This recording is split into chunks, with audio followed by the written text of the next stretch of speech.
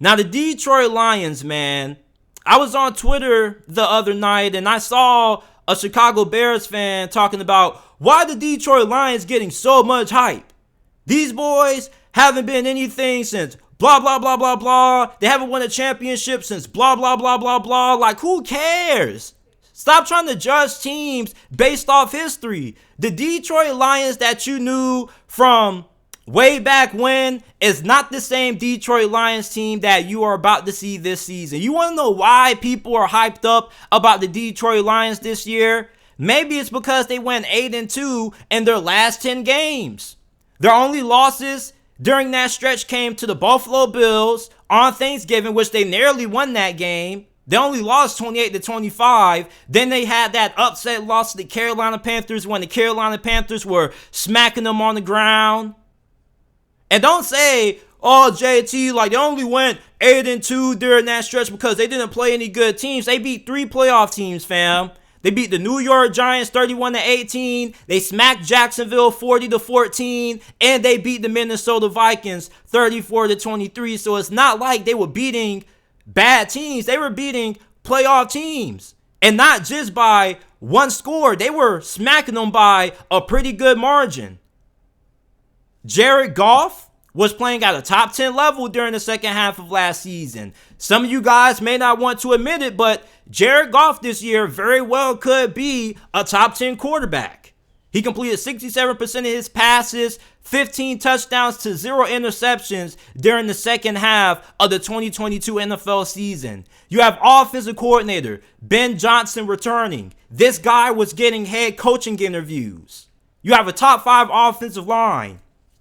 You add running back Jahmyr Gibbs, who is going to be a really versatile chess piece on this on this Detroit Lions offense. You can move him all around. This guy isn't just a running back. You can also line him up in the slot.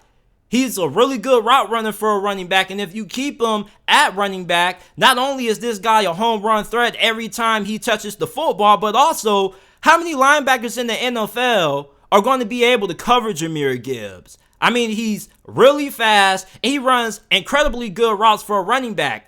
And trying to defend that coming out of the backfield, if you're a linebacker, there's not too many linebackers in the league that have the coverage ability to slow down Jahmyr Gibbs.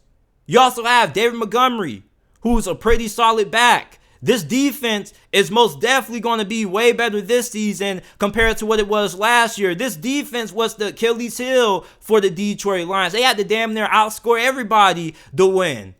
You improved the secondary. You add Emmanuel Mosley, former Steelers cornerback Cam Sutton. You got Chauncey Gardner-Johnson on a really cheap deal.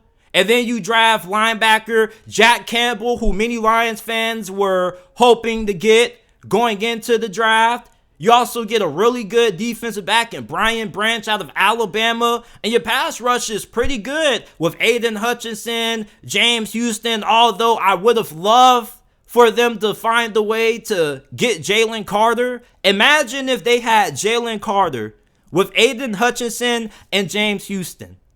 That would have been nasty. But they don't got Jalen Carter. He went to the Philadelphia Eagles, but I still think that this defense is going to be way better this season than what it was last year. And plus, I mean, outside of the Minnesota Vikings, who really can you look at in this division right now and say, oh yeah, like they got a chance at winning this thing other than the Detroit Lions? Like if you were betting money right now who you thought was going to win the NFC North, you probably will be putting your money on the Detroit Lions. I mean, you're going to put your money on Minnesota. A little bit understandable, but outside of Minnesota and Detroit, who else is really going to be challenging for this division? You trust Jordan Love? Even though Jordan Love could very well surprise us all and end up being good, you're going to trust the Chicago Bears? They're still a pretty young team that still has a good amount of holes to work on. If you were betting money right now, put your fandom aside, put your bias and your historical disdain for the Detroit Lions aside, and look at this roster for what they have right now. This is probably the most talented team in their division. So if you put your bias aside, you say, yeah, JT, like I think Detroit probably is the favorite to win this division. And you can say, well, JT, you know it's the Lions. Like, I hate that argument. The Lions aren't good because they're the Lions. Like, what the hell is that argument? That's one of the lamest arguments that people make when it comes to saying why the Detroit Lions aren't going to be good this year. The Browns were the Browns, and they went to the playoffs for the first time in how many years in 2020? Like, you can't judge teams based on history. Judging teams based off history is something that casuals do. And I like to think that most of you guys who listen to this podcast are not casuals, because I hate arguing with casuals. And if you are a casual, nothing against you. It's just that, you need to look at the game from a deeper lens. Stop looking at the game from a surface level standpoint. History doesn't determine the outcomes of games. Just because the Detroit Lions weren't good in the past doesn't mean that's going to come back to haunt them this year. You want to know why? Because this is a new Detroit Lions team. They don't have Matt Patricia as their head coach anymore.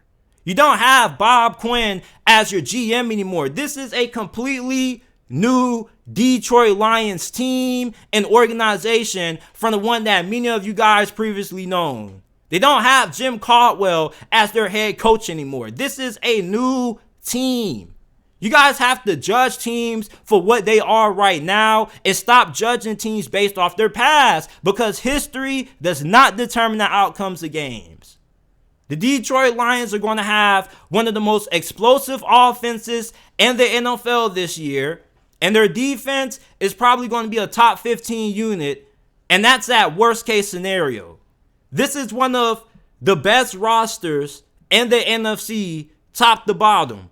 I would love for the wide receiving core to get some additional help. I don't know who out there right now, free agency, they could bring in who could somewhat be serviceable. But you are going to have Jameson Williams, who returns when he comes back from his suspension. I'm expecting him to have a breakout season this year for the Detroit Lions. I mean, they traded up to get him, and then they had to pretty much wait nearly the whole entire season until late to get this guy on the field. So hopefully when he comes back, he's able to get into the flow of things. He gets involved in the offense and he ends up going off.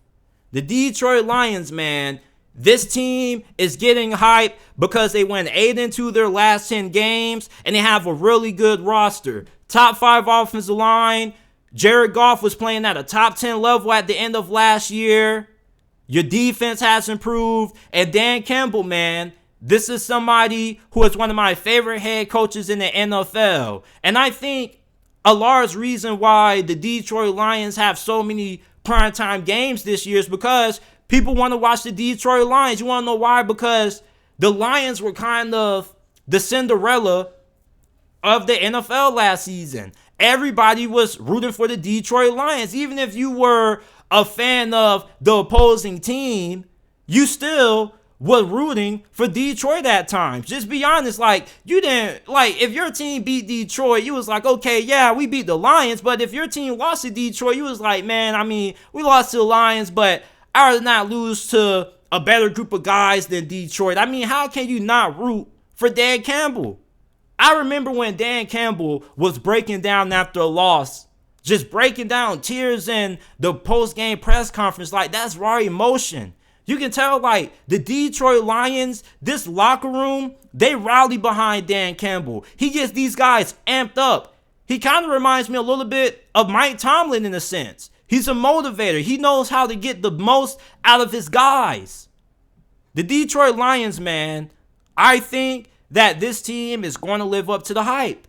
Now, I don't know how many games they're going to win because I don't do record predictions in May. But if I had to give you guys a projection, I probably would have them somewhere around 10 to 12 wins. The Detroit Lions are going to live up to the hype. I know it's been a while since Detroit Lions fans actually had a reason to have expectations.